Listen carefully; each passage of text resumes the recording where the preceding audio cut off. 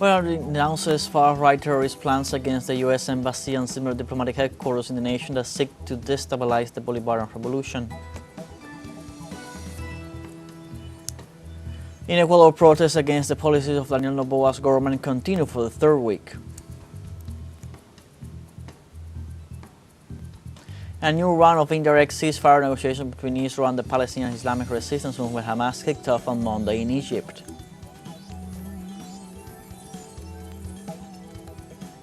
Hello, welcome from the South. I'm Luis Alberto Matos from the teleSUR studios in Havana, Cuba. We'll begin with the news.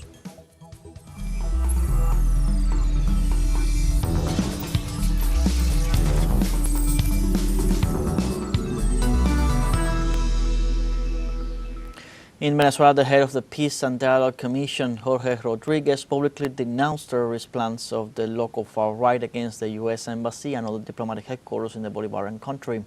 Rodriguez unveiled that the Venezuelan government alerted Donald Trump's administration through various channels about a false flag operation planned by the local far-right.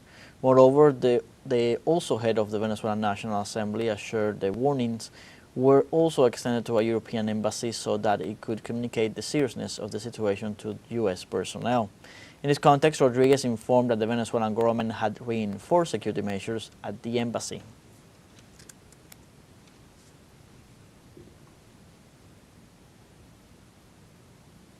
Let's go over the main points of the message shared by the head of the peace dialogues in Venezuela. Rodriguez starts by warning that through a false flag operation prepared by extremist sectors of the local right wing, an attempt is being made to place lethal explosives in the U.S. Embassy in Venezuela. He concluded by assuring that we have also notified a European embassy of these events so that it may communicate the seriousness of this information to U.S. diplomatic personnel. At the same time, we have reinforced security measures at said diplomatic mission that our government respects and protects.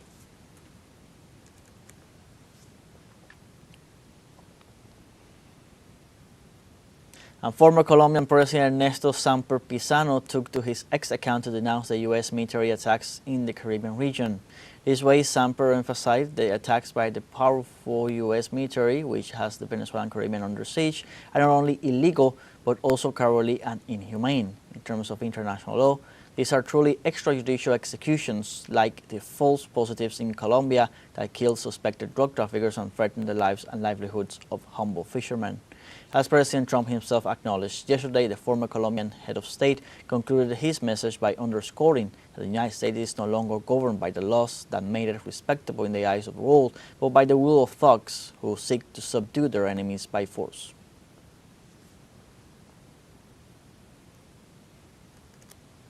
In Ecuador, protests against the policies of Daniel Noboa's government continue for the third week. In response to the escalation of protests, the executive deployed police and military forces throughout the country as part of a systematic crackdown on those exercising their right to protest. For its part, the Confederation of Indigenous Nationalities warned that the Noboa government is seeking to silence and repress the people who are only seeking to assert their social rights. In this scenario, there have been more than 200 human rights violations to date, with 112 people injured and one death reported due to the excessive use of police force.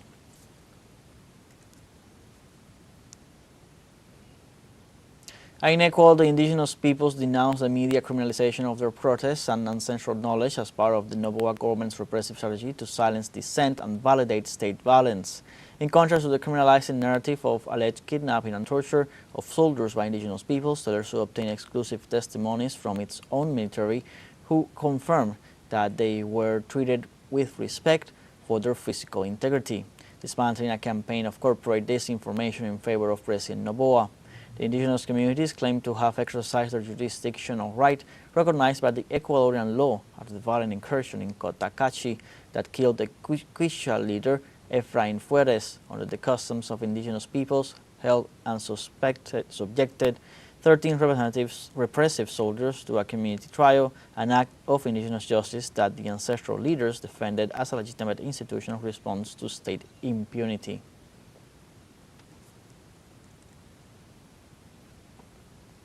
In Argentina, candidate José Luis Esper withdrew as a candidate for deputy for the Liberty Advances Party following the scandal surrounding his connection to Fred Machado.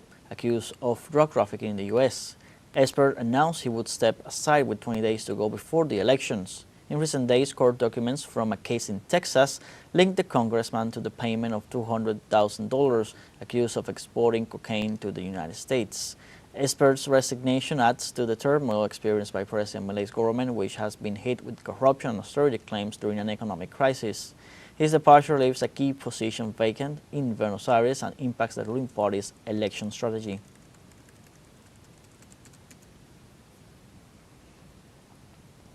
And 49 years ago, on October 6, 1976, a terrorist attack was carried out against a Cuban plane carrying 73 passengers from Barbados. In memory of this crime, Cuba commemorates the Day of the Victims of State Terrorism every October 6. Cubana de Aviación Flight CU-455 took off from Grantley Adams Airport in Bridgetown, bound for Havana. Minutes after departure, 2 explosions caused the plane to crash into the sea. There were no survivors. Among the victims were 57 Cubans, 11 young Guyanese traveling to Cuba to study medicine, and 5 Koreans from an official delegation.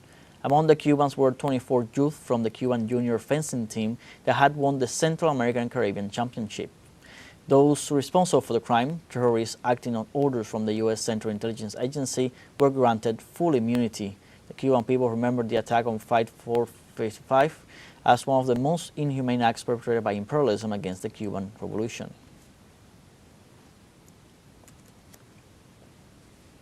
And in the United States, a federal judge has temporarily blocked the Trump administration from deploying any National Guard units to Oregon.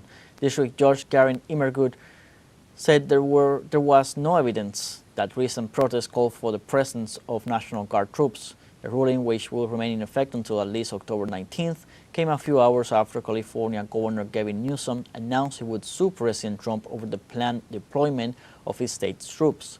Newsom added that the Trump administration is unapologetically attacking the rule of law, ignoring court orders, and treating judges as political opponents.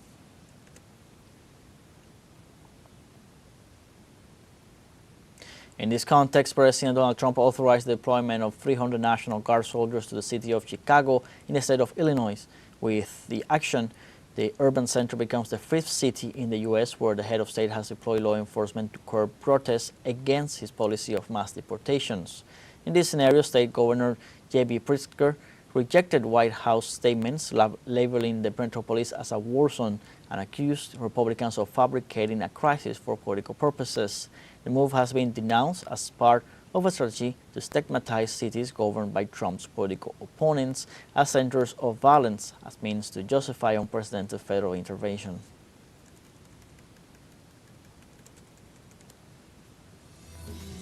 Now, our first break coming up. Remember, you can join us on TikTok at teleSUR English. You'll find news in different formats, news updates, and much more. We'll be right back. Stay with us.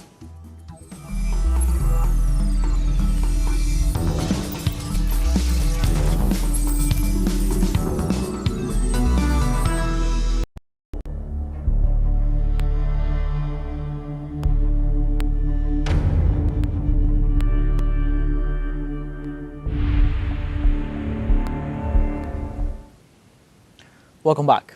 On Monday, Egypt welcomes Israeli delegations and the Palestinian Islamic Resistance Movement Hamas to hold a new round of indirect talks on a ceasefire in the Gaza Strip. Negotiations begin with the participation of 3 mediating parts: the U.S. government, Egypt, and Qatar. Local authorities report that they are making preparation for both sides to reach an end to the conflict in the face of continued aggression that has left more than 67,000 Palestinians killed since October 2023. In this scenario, the authorities reaffirm that they are actively working to create an environment that will allow for the implementation of the first phase of the hostage exchange and the withdrawal of the Israeli army from the Palestinian coastal enclave.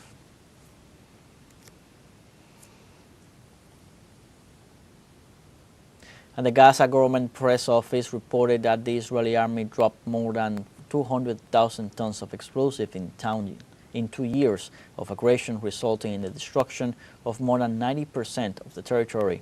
The report indicates that losses in the enclave exceed $70 billion, $5 billion in the health sector, and $4 billion in education.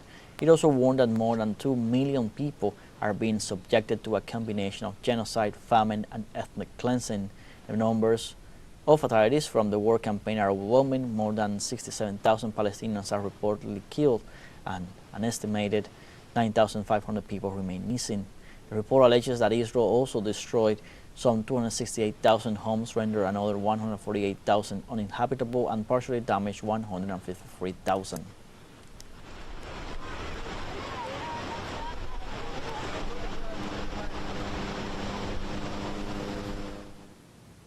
Also in Israel, on Sunday, citizens demanded that Prime Minister Benjamin Netanyahu stop the aggression in the Gaza Strip and thus guarantee an agreement that will lead to the release of the hostages. The protests took place in Jerusalem, where attendees chanted slogans demanding that Netanyahu end aggressions against Palestine and seal the deal with Hamas. These demonstrations are being held in the context of the upcoming negotiations in Egypt between Palestinian resistance movement Hamas and the Israeli regime.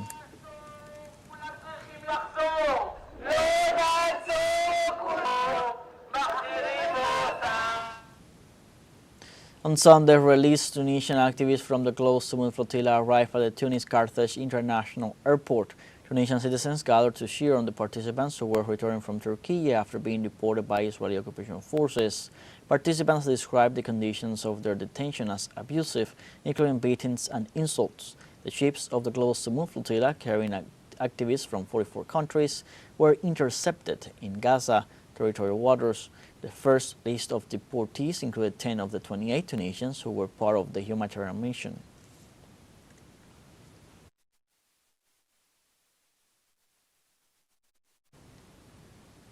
And 21 Spanish activists from the global humanitarian Summit flotilla arrived in Spain, deported by the Israeli regime. Carrying Palestinian flags and chanting slogans such as "Palestine will be free," dozens of supporters waited for the activists who landed at the Madrid airport. Last week, the Israeli Navy illegally intercepted the ships of the global Summit flotilla in international waters, putting an end to their attempt to reach the Gaza Strip with humanitarian aid for the Palestinian people. Upon arrival, the Spanish activists claimed to have been victims of intimidation and sleep deprivation by Israeli officials. Also in this matter, Greta Thunberg arrived in Greece together with 27 Greek citizens who were also on board the humanitarian flotilla. Swedish activists asserted that Thunberg was pushed and forced to carry an Israeli flag during her detention. Other crew members claimed to have been subjected to inhumane conditions during their abduction by Israeli forces who denied them water, clean food, and confiscated their belongings and medicines.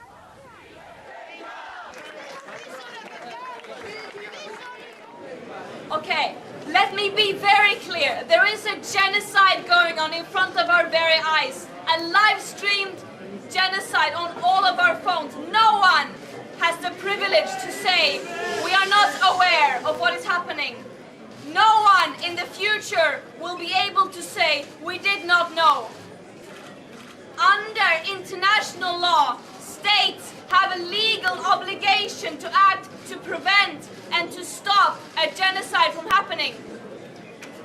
That means ending complicity, applying real pressure, and ending arms transfers.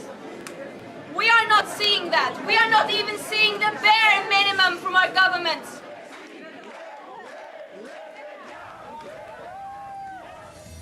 We have our second break coming up. We invite you to visit our Facebook page at teleSUR English, where you'll be able to follow our live broadcast, watch our latest stories, and much more.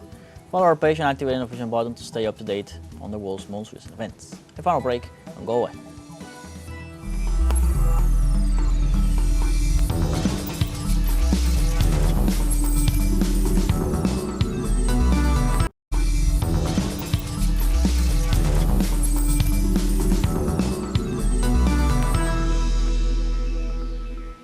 Welcome back. Somali government forces managed to fully restore order after ending a 6-hour siege by Al-Shabaab militants at a high-security prison in Mogadishu. On Sunday, the government confirmed that the army took full control of the Godka Jellicoe penitentiary, killing the 7 attackers. Somali authorities reported that there were no civilian or security personnel casualties and that no prisoners escaped.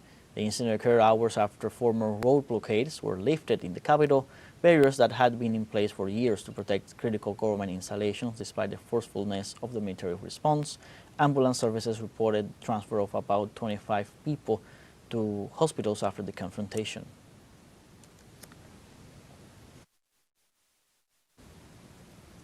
In Indonesia, the death toll after the collapse of a school in East Java province rose to 54. Director of Operations for the National Search and Rescue Agency, Jody Bramanto, confirmed the figure. The search continues for more than a dozen people who are presumed to remain buried under the rubble. Scientists are examining the possible causes of the collapse. One main hypothesis suggests that the lack of building regulations and standards contributed to the collapse of the structure.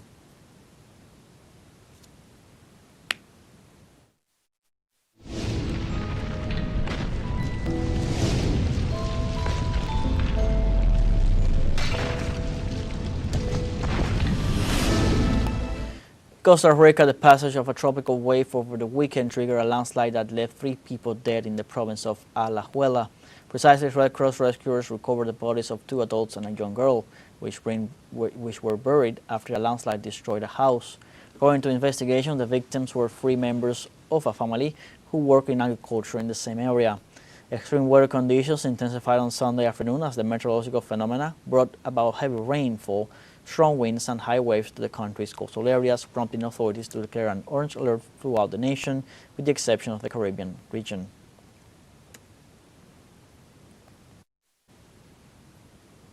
Approximately 70 people have died in northern India and Nepal due to landslides caused by heavy rains. Floods and landslides are common during the monsoon season in South Asia, but experts say climate change is increasing their frequency, severity and impact. In the Indian district of Darjeeling, located in the northern state of West Bengal, over 20 people lost their lives. The storm also hit Nepal, where at least 49 people have died and more than a dozen remain missing. Last year, torrential rains between September 27th and the 29th caused flooding and landslides that left more than 200 dead throughout Nepal.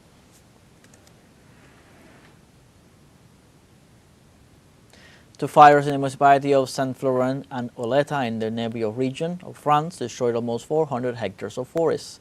The first fire broke out west of the municipality of Saint-Florent, spreading rapidly toward the camping area near the Leta highway due to the wind. Shortly after, a second alert was issued for a second fire near Lake Padul, also in the municipality of Oleta. Local authorities reported that 50 vehicles, 180 firefighters, and 4 aircraft were mobilized to fight the fire. No human losses were reported.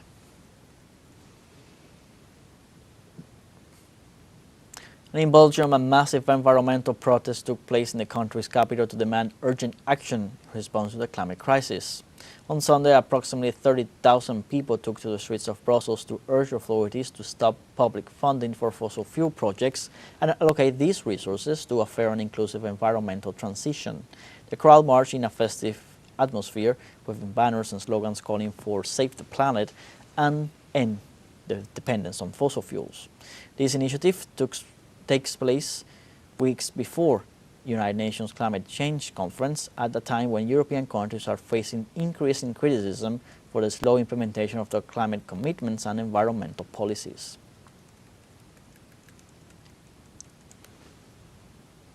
And in France, the newly appointed Prime Minister Sébastien Lecornu resigned from his position 27 days after his designation. Appointed on September 9, 2025, Lecornu became the target of criticism from the opposition and the French right after revealing that his cabinet was mostly made up of former ministers and people close to President Macron. This way, Lecornu becomes the head of government with the shortest term in the history of the Fifth French Republic. This unexpected resignation marks another major escalation of the political crisis in France, even causing the fall of French stocks and the value of the euro.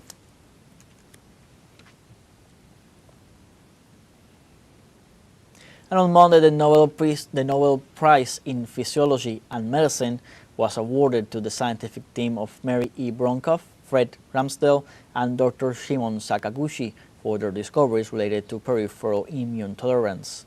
Bronkoff is a senior program manager at the Institute for Systems Biology in Seattle. Ramsdell is a scientific advisor for Sonoma Biotherapeutics in San Francisco, while Sakaguchi is a distinguished professor at the Immunology Frontier Research Center at Osaka University in Japan. The winners unravel an additional way the body keeps the immune system in check. The Nobel Committee said the research started with Sakaguchi's discovery in 1995 of a previously unknown T-cell subtype, now known as regulatory T-cells. As is usual on the first Monday in October, The week of these awards begins, honoring leading figures in the exact sciences, physiology, and medicine, as well as in literature and economics. We have come to the end of this news brief. You can find these and many other stories on our website at telesurenglish.net. So join us on social media, Facebook, X, Instagram, Telegram, and TikTok. For teleSUR English, I'm Mr. Alberto Matos. Thanks for watching.